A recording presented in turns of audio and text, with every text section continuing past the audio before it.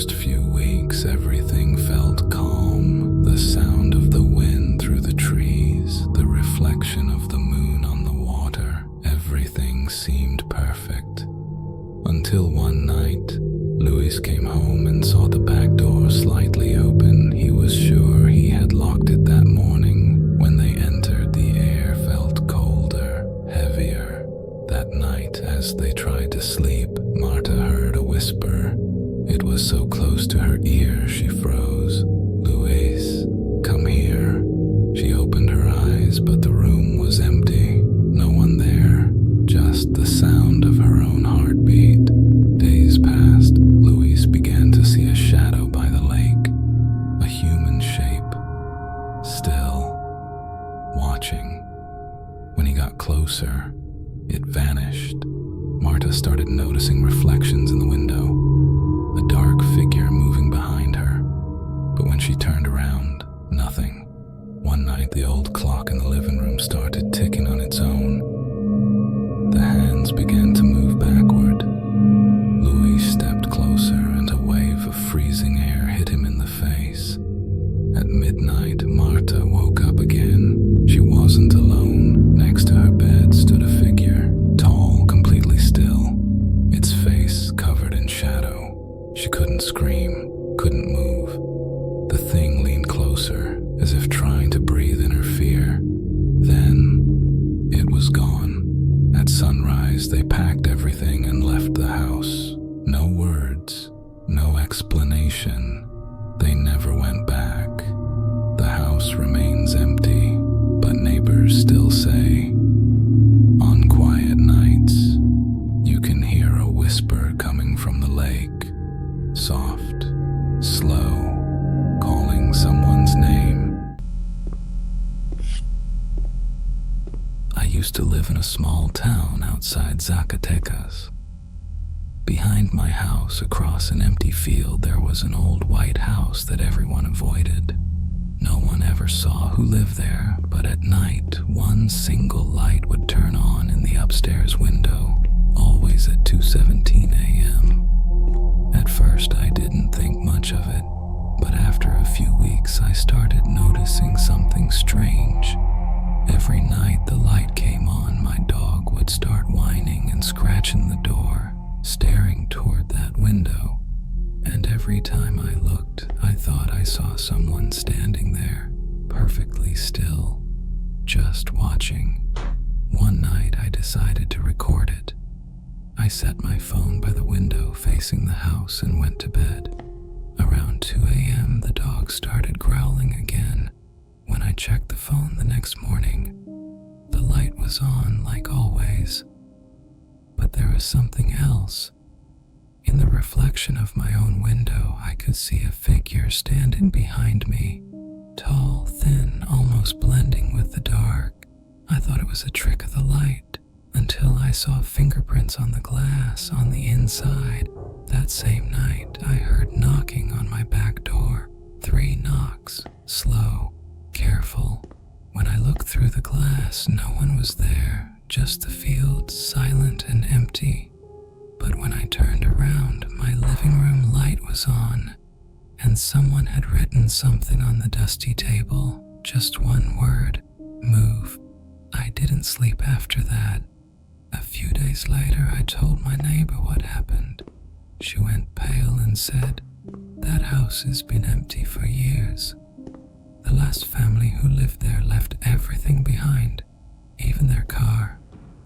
When I asked why, she said, they said something kept coming to their window at night, from your side of the field. I moved out the following week, but sometimes when I drive past that road at night, the light in the window still turns on at 2:17. And even from the car, I can tell whoever's standing there is still watching my old house. It said my name.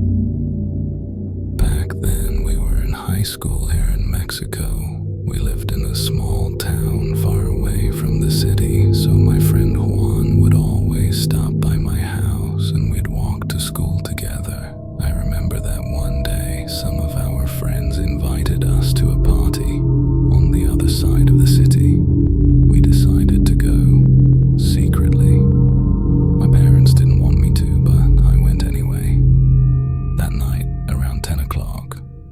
showed up at my house, everything seemed fine, except for one thing. The road to the party was terrifyingly dark, a dirt path through the mountains with no houses or lights around. Anyway, we got to the party and had a good time. We laughed, drank a little, and enjoyed ourselves, but around 3 in the morning we decided to head back home. We got in the car and drove off, not knowing what was waiting for us on that road. As we were driving through that same dirt path, we suddenly saw something in the middle of the road. A shape, a lump. We had to stop. Juan got out of the car to move it while I stayed inside watching. I saw him bend down, lift the thing up, and start walking back toward the car. But when he was almost near me, he suddenly screamed.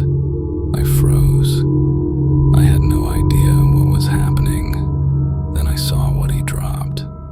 It wasn't anything normal. It was a creature. It looked like a baby, but its skin was covered in blood and small, twisted horns were sticking out of its head. I'll never forget the way it moved, running into the woods while letting out a deafening, inhuman scream. I panicked. I turned on the engine and sped off while Juan sat beside me, shaking, whispering the same thing over and over again. It said my name. It said my name. That night scarred me forever. Juan passed away later that same night at his parents' house.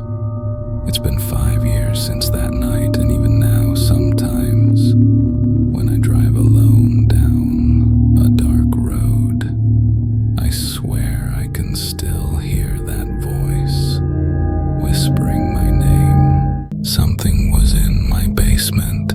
3 years ago, I moved into a small house on the edge of town. It was old but cheap, and I needed a place fast after my divorce. The first few days were fine, quiet, peaceful, but at night I'd hear noises coming from below the floor, soft knocks, like something tapping the wood. I thought maybe it was rats. One evening I went down to check the basement. The light bulb barely worked, flickering every few seconds. The air was damp, cold, and it smelled like iron. I didn't see anything unusual, just a few old boxes and furniture left by the previous owner. But before going back upstairs, I noticed something strange. A set of footprints, bare feet, small ones. They led straight to the corner of the room, where the wall looked darker than the rest. When I touched it, the wall moved. It wasn't a wall at all. It was a wooden door, hidden behind a layer of paint. It took me a few days to gather the courage to open it. When I finally did, I found a small hidden room behind it. There was a chair, a table, and a single candle burned down to the base. And carved into the walls, dozens of symbols, circles, eyes, and words written in something dark and dry. That night, I couldn't sleep. Every creak, every shadow felt like something was moving down there. I tried to ignore it until around 2 a.m. when I heard the basement door open on its own. The sound of footsteps slowly coming up the stairs made my blood run cold. I grabbed a flashlight and aimed it toward the stairs, but there was no one. Then I heard it, a whisper right next to my ear. It said, "You opened it." I ran out of the house that night. When I came back the next morning, the basement door was wide open, and the candle inside that hidden room was lit again. I sold the house 2 weeks later, but whoever lives there now, sometimes I drive by at night and see the light in the basement flicker, like someone's still down there.